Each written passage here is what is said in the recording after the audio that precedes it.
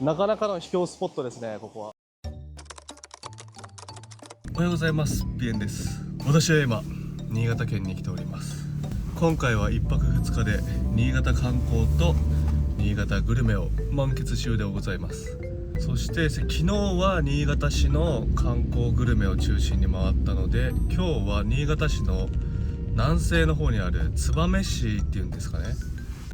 ということで新潟ドライブ旅始まりました。今日はこの辺りを中心に回っていこうと思います。市街地を抜けるまでがね、めちゃめちゃ交通量多くてね、大変だったんですけど、この辺りまで来るとかなりね、快適に運転ができます。本日最初の目的地までは1時間くらいかかるそうです。とても眺めのいい道が続いていきます。目的地は海沿いにある絶景スポットなんですけど、ナビ通りに進むと結構ね、山の方が多いというかね、今のところね、全く海の景色は見えていません。そろそろ到着ですかね。お、すごい、急に目的地に到着しました。急に海が現れました。結構ね、写真見た感じだとね、秘境感すごいんですけど、道は開けてて駐車場もかなり広いです。急に秘境感が出てきた。到着だ。到着しました。角田岬灯台というそうですね。これすごいね。これまずこれが遠くからでもめっちゃ目立つぐらいすごかったの。落石危険、立ち入り禁止って書いてますね。こっちに行くと、こっちはこの柵の中じゃなかったら別に立ち入り禁止ではないのかな。まあ、怖いから中までは入んないけど、でもなんかここは行けるの。なんか行けそうだね。ここすげえ。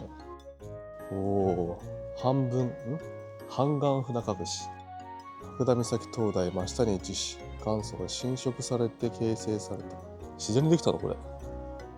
奥行き28メートル。伝説によれば源義経が兄の頼朝の差し向けた追っ手に追われ、逃げる際に船と共に身を隠した洞穴と伝えられています。それで船隠し。とりあえず灯台登ろうかな。立ち入り禁止ではなさそうですね。立ち入り禁止は多分この柵の中は落石があるからダメですよみたいな感じか。で、ここはビーチですね。でも寒いね。今日4月なんですけどね、まだまだ寒いですわ。今週が寒いのか。すごい。で、こっから階段登っていく感じですかね。すごいね。こんなところに階段が。いやー、いい景色だ。駐車場も広くてね、道も運転しやすくて、アクセスはそんなに悪くないですかね。目の前にはなんか福助茶屋やってないみたいだけど、なんかでかいカフェもあります。でもやっぱ朝一はこうやって運動した方がいいですね。ルーティンだ。旅行の2日目はだいたい朝一でビュースポットに行って歩くっていうね、最近そういうルーティンになってるわ。ずっと運転してるとね、ほんと首と肩凝るから、こうやって歩きたくなるね、逆に。ちょっと登っただけでもういい感じだね。ここもすごい。これもなんか波で削れたのこれ。崩落？ここもなんかギザギザになってる。あっちに見えるのって佐渡島なのかな。あれ島？なかなか階段は急というか割と傾斜があるね。いやー、いい景色だ。喋りながら登るとめっちゃ疲れるこれ。まだまだ先があるんだ。あっちに。個人的にはもうこの灯台がゴールだったけど、こっからどんどん山道を登ってって山頂エリアまで行けるんですかね。すごい皆さん登ってますね。なんならここ俺たち以外みんな登山の格好してるね。なるほどね。こっからこうやって登山コースになってんだね。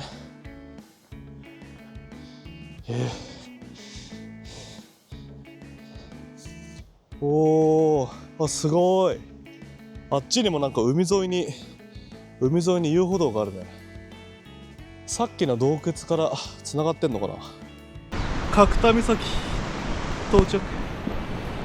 ちなみに調べてみたら、さっき指さした方向はね、全然山頂エリアじゃないですね。角田山は標高482メートルあり、おすすめの登山コースとかだと所要時間3時間だそうですね。全然15分20分じゃ無理でしたね。で、おそらくスタート地点がこの駐車場のあるね、この灯台のエリアなのかなと思います。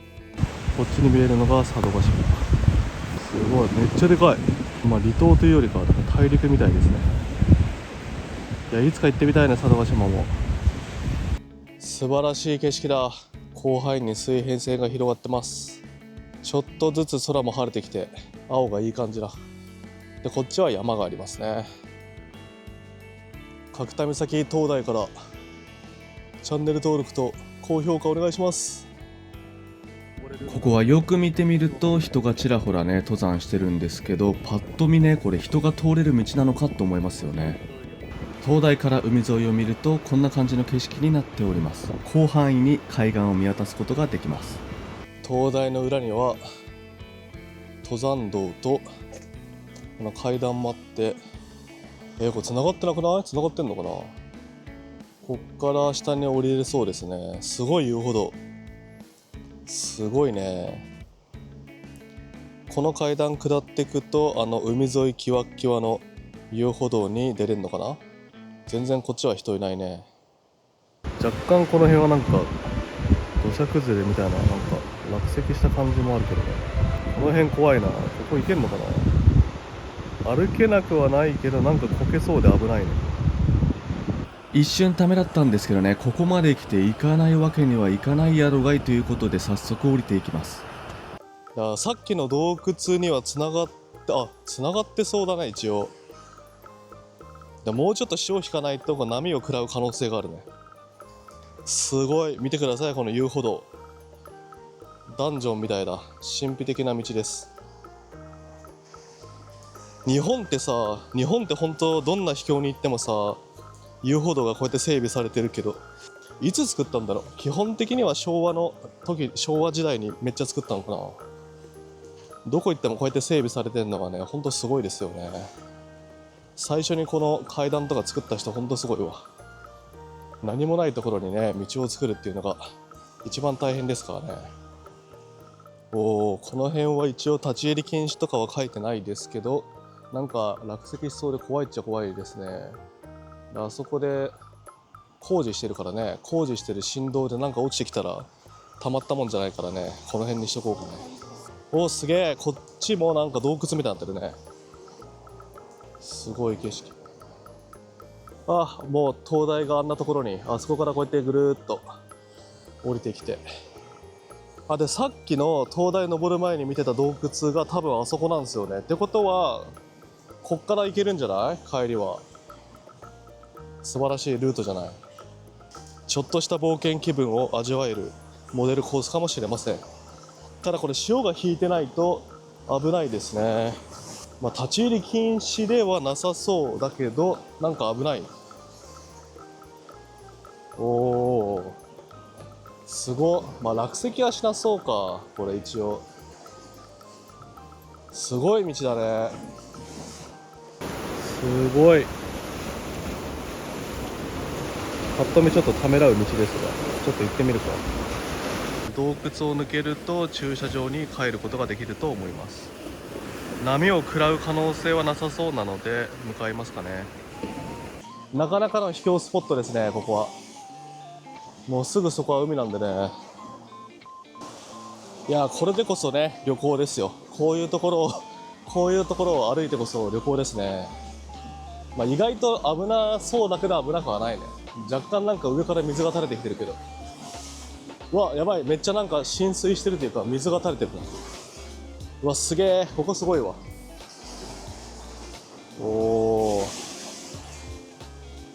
すごい光景だね。波は結構ね強いですね。ザバザバ来てます。多分こっから駐車場にね行けるはずなんだけどね。行けるよかったよかった。すげえ神秘的じゃないですか。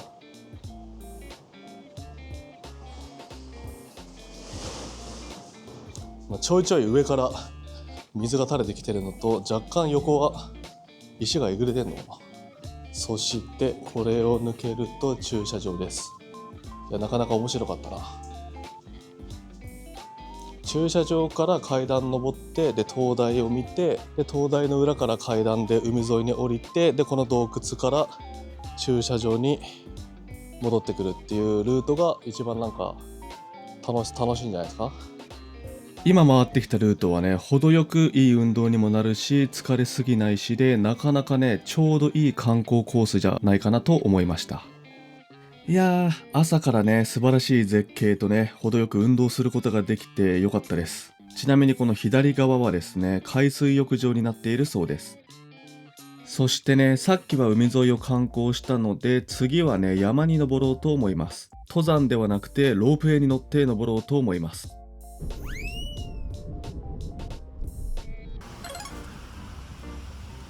でロープウェイ乗り場までは歩いていくとめっちゃ遠いからバスが出てて、拝殿の脇から行ける。ロープウェイ行きのバス乗り場がこの80で、車でね行けないんですよ。一般車両進入禁止だからバスで行くしかないんですよね。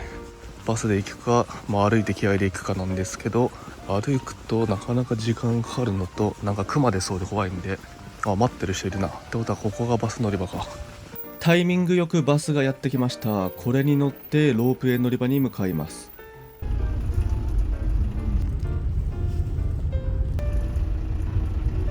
到着しました。ロープウェイの料金は大人1人往復で1500円でございます。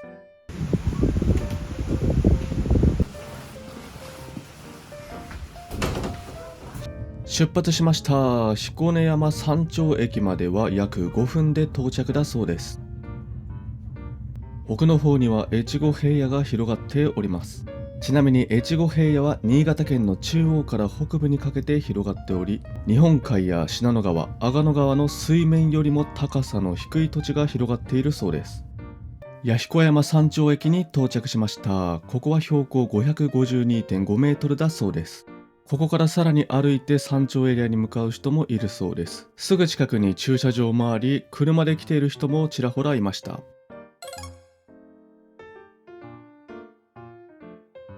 山頂駅から少し登ると、食堂とお土産屋さんとクライミングカーがあると。何あのタワーに登れるってこと？すごいな。もうこれに乗って下に降りて、でタワーに登って上まで行けるってこと？佐渡島はちょっとギリギリ雲に隠れてるけど、うっすらと見えるね。こっちもなんか遊歩道みたいなのが続いてるな、あっちに。こっから登ってくる人いいんじゃないの？すごいね。雪残ってるしね。いや確かに寒いな。こういうとこは熊とかいんのかね。熊の看板はないから新潟はあんまり熊は出ないんですかね。ここをまっすぐ進んでいくとなんかあるそうですが、ちょっと雪とね道が結構べちゃべちゃになってて寒いからちょっと危ないですね今日は。こっからの景色だけで全然十分ですね。こういうなんかさ、平野が広がってる景色をあんまり見ないからね。すごい目の前に雲が流れてる。雲と同じぐらいの高さですね。寒い。奥にある遊歩道もねちょっと気になるよね。人が歩いてる。ちょうど遊園地みたいな、くるくる回りながら上がるタイプね。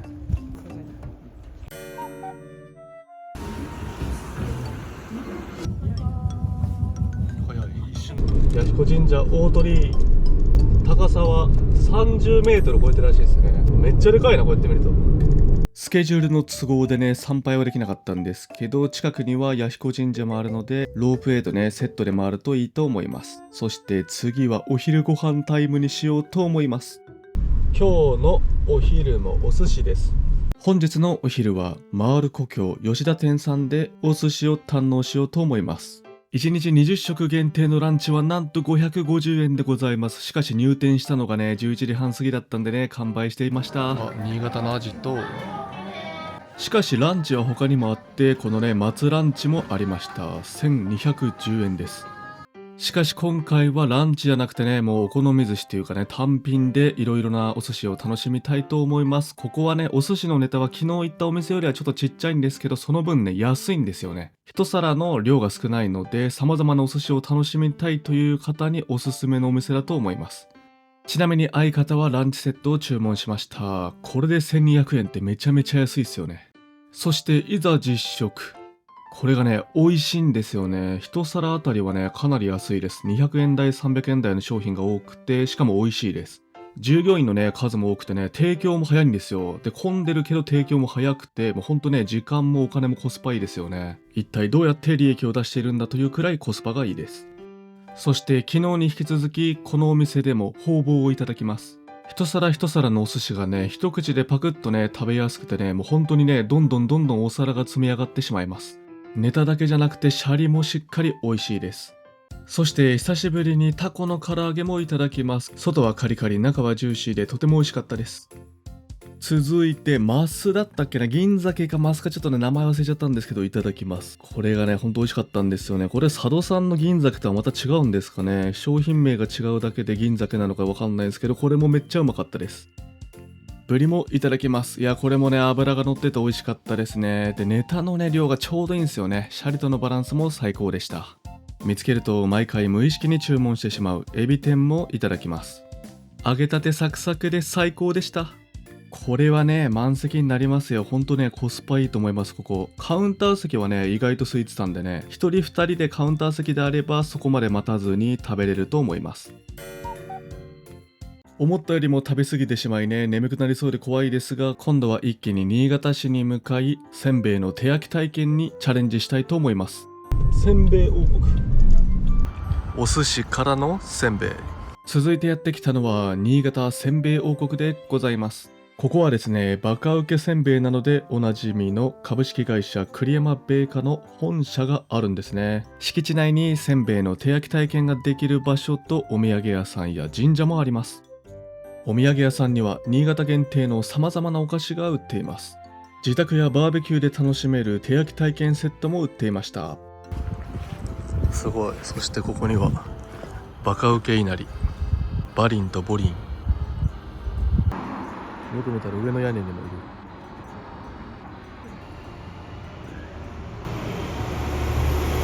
すごい。中はこんな感じです。そしてせんべい手焼き体験にやってきました。相方が手焼き体験をして、私は撮影なので見学チケットで入場します。こんな感じで見守りシールを貼って入場します。ここには飲食コーナーもあるので、パフェとかね、カレーパンとかも売っています。そしてせんべいの体験料金は大人1人1800円でございます。見守りチケットだと500円でございます。お台にお進みください。4番のところにお願いします。あ、すごい暑い。おお、すごい熱気。木の上は触っても大丈夫ですが、網の上、瓶の縁、大変熱いです。それではおせんべいを持っていただいて、網の上にお願いします。はい、置いたらくるくるひっくり返していただきます。置いたらくるくるひっくり返して。ずーっとひっくり返してないと反っちゃうんだ。結構大変だね。せんべい焼けるまで待ってるパターンかなと思ったらね、もうずーっとトングでねひっくり返し続けるんでね、なかなか世話しない感じで焼いていきます。やばい、膨らんでる。おお、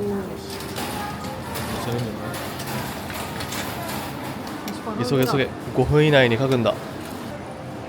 意外と難しいねこれ。筆で書くとなると薄いんだけど、焼くことによって焦げ目がついて、こんなに濃くなるので、また持っていくと。温めてからおせんべい焼いていきます。結構熱いね。この辺でも結構熱いわ。網の上に置いたらゆっくり3秒数えてください。1、2、3でひっくり返していきます。おお、 1、2、3でひっくり返していきます。意外と大変だね。ああ、でもすごい色がついてきたね。色が濃くなってきた。だ出てきて、真ん中から塗るとおせんべいが割れてしまいますので、外側からゆっくりお願いします。食べた時美味しくない。おー、こんなに濃くなんだね。すごい。指にお醤油がつかなければ乾かせてます。両面確認をしてください。へそしてですね、ここで手焼き体験で焼いた大きなおせんべいと別にですね、バカウケもいただけるみたいです。粉とバカウケを混ぜながらおせんべいが冷えるのを待ちます。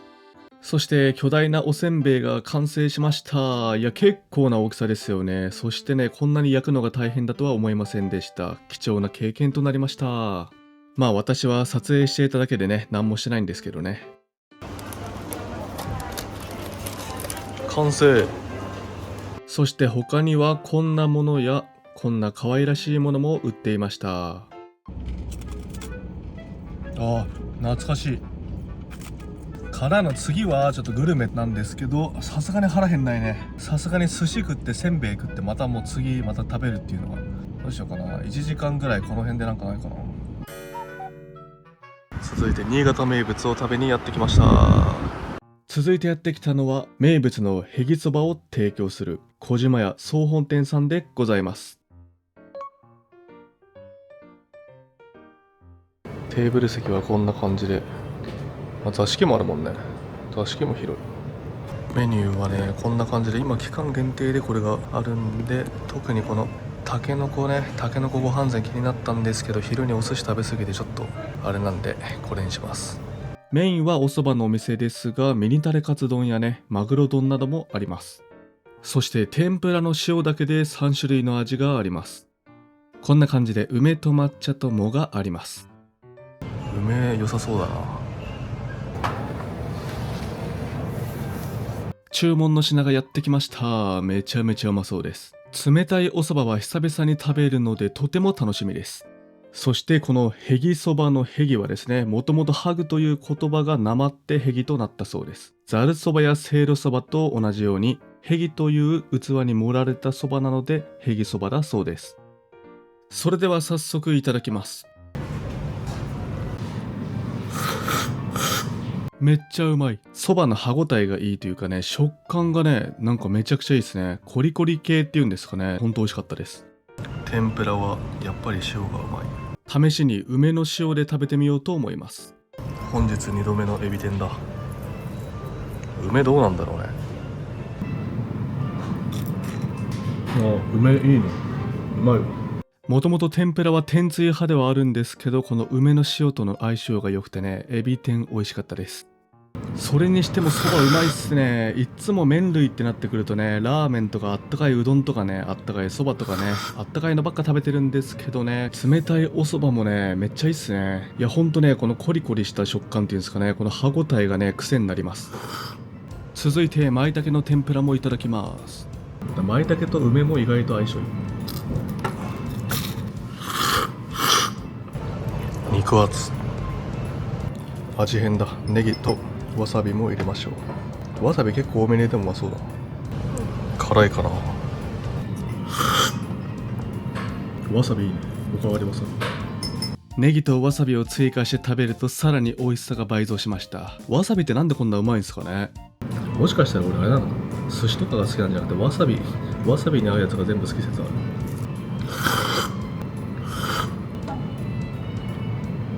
あっという間にラスト。そして最後にそば湯をいただきます。正直ちょっと分かってないんですけど、これにお湯を入れる感じですかね。さらにこれもそば湯によく合います。これを入れて飲むといいのかな。どういう感じなんだろう。なんかむせそうだな。確かにうまい。おお、あったかいやー、食べたね今日も。というわけで新潟駅に戻ってきました。いや、1泊2日の新潟旅行あっという間でしたね。とりあえず新潟駅の中にあるお店を散策しましょう。新潟駅にはですね、プラザココロって読むんですかね、大きめの商業施設があってですね、こんな感じでたくさんの飲食店やね、お店があるんですよ。なので最後はね、新幹線の時間までこの辺をねぐるぐる回って時間を潰してから帰ろうと思います。